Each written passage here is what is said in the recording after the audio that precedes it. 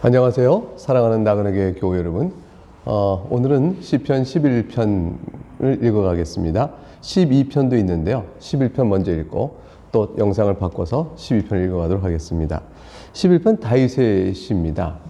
다윗은 죄악이 넘실대는 이 세상에서 어떻게 의인은 여호와께로 피할 것이며 또 의로우신 여호와께서는 자신에게 피하는 의를 또 어떻게 도우시는 것인가, 이런 것과 관련하여 하나님께 찬양 올리며 또 자기의 신앙을 확신하는 그런 내용을 담고 있는 시입니다.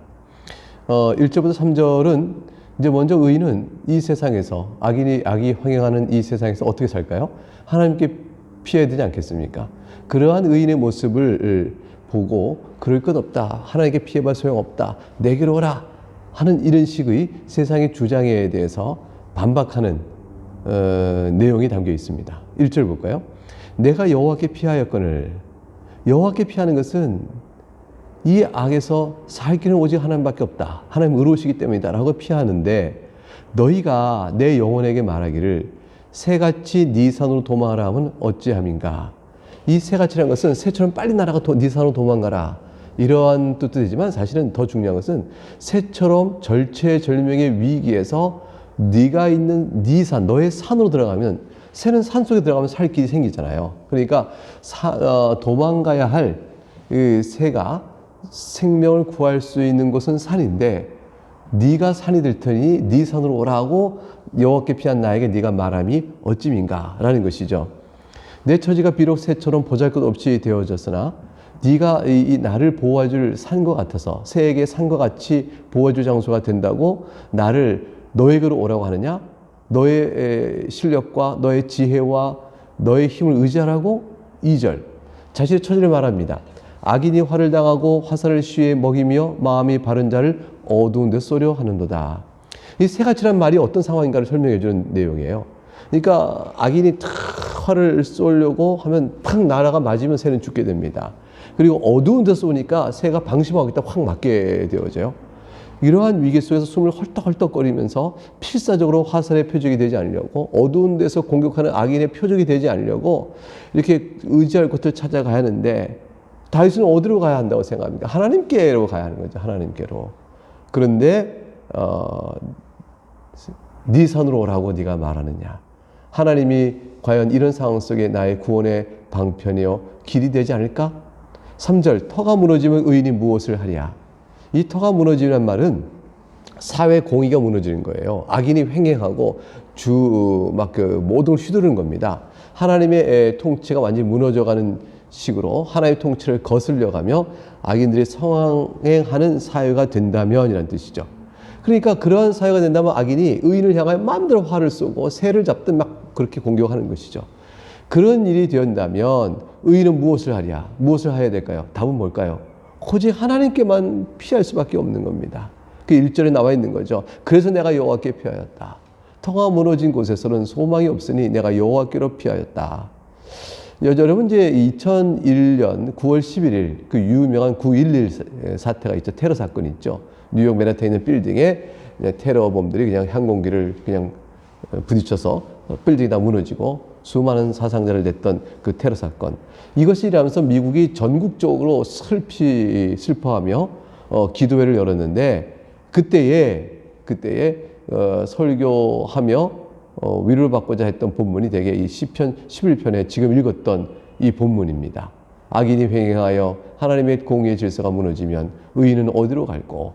갈 곳은 오직 여호와께로 피하는 것이다. 이런 내용을 담고 있는 거 가지고 설교가 많이 되어졌습니다. 이러한 다음 단락에서는 이러한 여호와께 피하는 것이 과연 소망이 있는가? 그러면 살 길이 있을까? 그렇다는 것이죠. 왜냐하면 하나님은 악인을 반드시 심판하시는 하나님이기 때문입니다. 4절과 6절에 그 말씀이 나옵니다. 여호와께서는 그의 성전에 계시고 여호와의 보좌는 하늘에 있으며 그의 눈이 인생을 통촉하시고 그의 안목이 그들을 감찰하시도다. 하나님은 성전에 계시니 의인들이 의지할 곳 성전인데, 성전은 의인과 함께 있겠다, 내 백성과 함께 있다는 표시잖아요. 그러니까 하나님은 자신의 백성과 함께 계시고, 보호자는 하늘에 계시니 이 세상의 어느 것도 하나님 다스림을 벗어날 수 없으며 어느 것도 하나님의 권능에 저항할 수 없습니다. 하나님의 눈이 인생을 통촉하시고 그의 안목이 그들을 감찰하시니 하나님께서 모든 것을 살펴보시고 악인이 어두운 곳에서 의인을 향해 활을 쏘는 것도 하나님에겐 다 드러나는 일입니다. 하나님의 안목이 이들을 감찰하시니 과연 이들이 과연 어떠한가 시험하여 그들을 정체를 드러냅니다. 이 감찰한다는 말은 시험하여 그것이 과연 어떤 것인가를 밝혀낸다는 뜻이에요. 그러니까 악인들이 자신을 숨길 수가 없습니다. 그러면 이러한 하나님이 이러하신 분이니 어떻게 해야 살 길을 찾을까요? 그것은 하나님 뜻을 따라가는 만이 살 길이죠. 왜냐하면 이렇게 모든 인생을 살펴보시고 또 안목이 감찰하시는 하나님께서 심판하시기 때문에 그렇습니다. 5절에 그래서 내용이 여호와는 의인을 감찰하시고 악인과 폭력을 좋아하는 자를 마음에 미워하시도다. 의인과 악인에 대한 가름이 완전히 구분이 생깁니다. 의인을 살피셔서 과연 의인이 받고 있는 연단과 그 상황 속에서 과연 의인이구나 라는 사실을 하나님께서 그 증거를 드러내어 그들을 구원하시고요. 악인들은 어떻게 할까요? 폭력을 좋아하는 자는 어떻게 할까요? 하나님 마음에 미워하시니 그 진노의 심판을 피할 길이 없게 되어집니다. 하나님께 미움과 진노를 받는다는 일이 얼마나 무서운 일이에요. 얼마나 무서울까요? 그 무서움을 6절에 이렇게 표현하고 있습니다. 악인에게 그물을 던지시리니 불과 유황과 태우는 바람이 그들의 잔의 소득이 되리로다.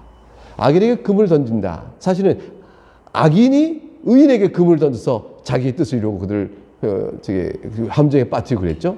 근데 악인이 자기 꾀에 넘어집니다. 하나님께서 악인에게 금을 던지시기 때문이죠. 이것이 심판입니다. 그 심판은 불과 유황과 태우는 바람이 있다고 그랬어요. 무서운 일입니다. 성경은 곳곳에서 마지막 날에 악인을 심판하실 때 불, 유황, 타는 것 이것으로 많은 설명을 합니다. 육체와 영혼에 그 무서운 재앙이 내려질 것을 의미하죠. 그러므로 살 길은 하나님께로 피하는 것뿐입니다. 7절 여호와는 의로우사 의로운 일을 좋아하시나니 정직한 자는 그의 얼굴을 배우리로다.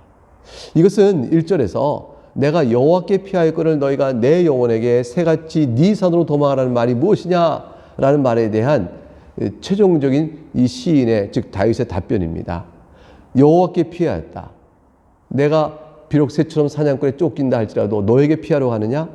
하나님은 의로우시고 의로운 일을 좋아하니 의인이 하나님께 피하면 그러면 그런 자는 그의 얼굴을 배울 것이니 하나님과 화목과 화평한 가운데 있게 될 것인 것이죠.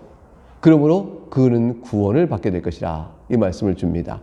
이 믿음으로 우리는 이 인생을 살아야 할 것입니다. 인생은 수고와 슬픔뿐이 있고 우리가 사는 이 세상은 결코 하나님에 대하여 화목하지 않습니다. 하나님에 대하여 적대적입니다. 복음에 대하여 거슬리게 되어 있습니다.